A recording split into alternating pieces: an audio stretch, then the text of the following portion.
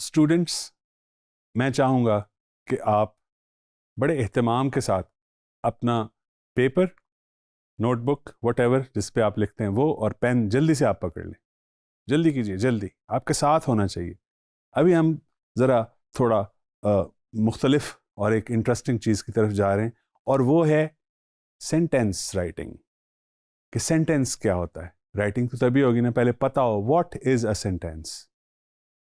कि सेंटेंस क्या है ये पहले आपको बताएंगे, लेकिन आपको, जैसे मैं कह चुका हूं, आपने नोट करना है। What ever I am saying, जो भी मैं कहूं उसको नोट करते जाइए ध्यान से। इंटरेस्टिंग आपको तभी लगेगा, फायदा तभी होगा जब आप लिखेंगे। राइट? चलिए, तो सेंटेंस क्या है। सेंटेंस उर्दू में, एग्जाम्पल दूं आपको, तो उर्दू में इसको जुमला कहा जाता है। पता है ना आपको जुमला।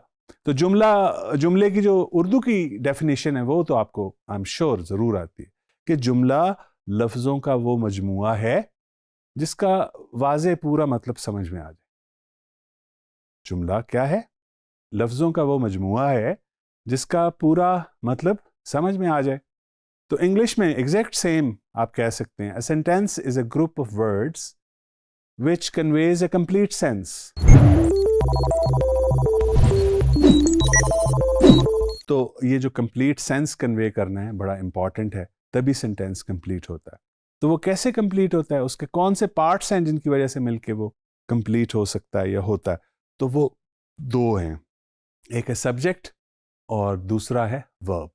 सब्जेक्ट और वर्ब। सब्जेक्ट क्या है?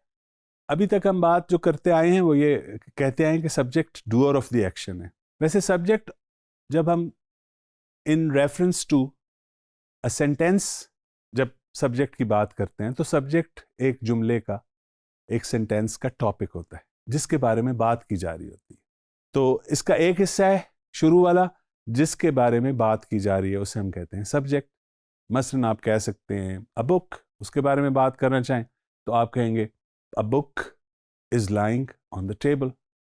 आपने मुकम्मल बात की। क्या बात की? A book is lying on the table. अब a book is lying on the table में आपने सब्जेक्ट जिसके बारे में बात की वो क्या है? बुक। और फिर बात की, क्या बात की? Is lying on the table, किताब टेबल पे पड़ी है। तो ये जो आपने बात बताई, ये वर्ब के साथ बताई।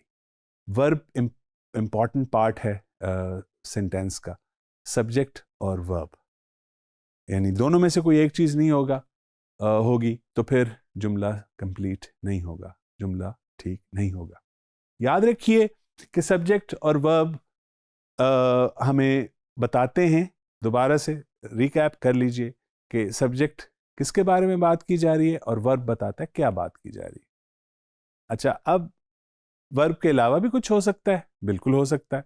वो तीन चीजें हैं जो वर्ब के बाद हो सकती हैं जनरली। सिंपल सेंटेंस की बात कर रहा हूँ, होने को तो बहुत चीजें होती हैं, लेकिन अभी हम फिलहाल इस वक्त जो काम करना चाह रहे हैं उसमें हम फोकस करेंगे कि सब्जेक्ट के बाद वर्ब, और वर्ब के बाद वो तीन कौन सी डिफरेंट चीजें जो हो सकती हैं। सबसे पहले तो सब्जेक्ट के बाद वर्ब और वर्ब के बाद ऑब्जेक्ट आ सकता है। सब्जेक्ट वर्ब ऑब्जेक्ट, ये कॉम्बिनेशन बनेगी। सब्जेक्ट वर्ब ऑब्जेक्ट एक कॉम्बिनेशन है, यानी मसलन अली हिट अ बॉल। अब Ali is subject, hit is verb, a ball is object, right? She baked a cake. She subject, baked a cake, baked verb और अ cake object, यानी जिसके ऊपर एक्शन परफॉर्म हुआ। तो अब सारे जुमलों में ये तो नहीं होता ना कि सब्जेक्ट हो, वर्ब और फिर आगे ऑब्जेक्ट हो, ऐसा तो नहीं हो सकता। तो क्या हो सकता है कि सब्जेक्ट हो, वर्ब हो और उसका कॉम्प्लीमेंट हो। कॉम्प्लीमेंट क्या होता है? कॉम्प्लीमेंट का मतलब होता है पार्ट। एक तो कहते हैं ना विद कॉम्प्लीमेंट्स फ्रॉम, वो तो उसकी स्पेलिंग भी डिफरेंट है, लेकिन ये जिस कॉम्प्लीमेंट की मैं बात कर रहा हूँ ये COMPLI के साथ होता है, दूसरा LE के साथ MENT। एनीवे, तो ये जो कॉम्प्लीमेंट है इसका मतलब होता है पार्ट। तो जो सब्जेक्ट है उसका पार्ट होता है। पार्ट क्या मतलब? सब्जेक्ट के बारे में बताया जाता है। जैसे अभी हमने जो सेंटेंसेस बनाए थे इज, एम और आर के, उसमें आपने देखा ही इज अ लॉयर। ये लॉयर कौन है? ही है, तो ये ही का कॉम्प्लीमेंट है, he is a lawyer.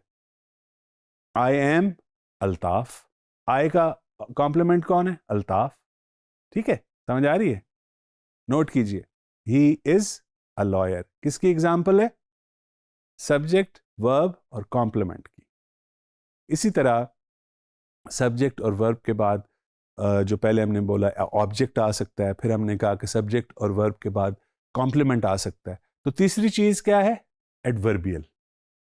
Adverb एक पार्ट ऑफ स्पीच है जिसके बारे में आपको बताया था कि ये वर्ब के बारे में बताता है, ये हमें वर्ब के बारे में बताता है।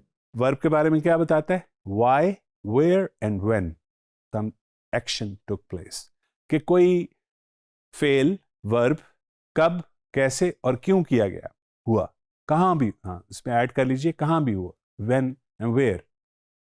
तो ये इसको हम एडवर्बियल कहते हैं। मसलन he went for a walk to the garden. अब ये टू द गार्डन जो है ये क्या है? ये प्लेस है। Okay, she lives in a big house. She subject, live verb, और in a big house object भी नहीं है, कॉम्प्लीमेंट भी नहीं है, तो क्या है? बता रहा है she lives where.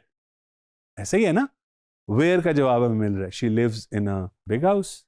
Okay, so basic sentence की 3 वेरिएशंस आपको बताई। जल्दी से रिकैप कीजिए, रिकॉल कीजिए, ध्यान दीजिए, देखिए जरा अपने नोट्स की तरफ, और देखने के बाद क्या पता चला कि सब्जेक्ट वर्ब के बाद, सब्जेक्ट वर्ब के बाद ऑब्जेक्ट आ सकता है, वर्ब के बाद कॉम्प्लीमेंट आ सकता है, और वर्ब के बाद एडवर्बियल आ सकता है।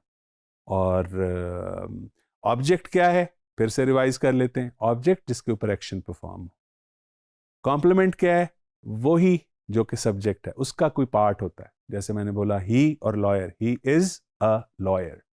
ठीक है, और तीसरी बात क्या बताई कि कोई एडवर्बियल हो सकता है, ही स्टैंडिंग देयर।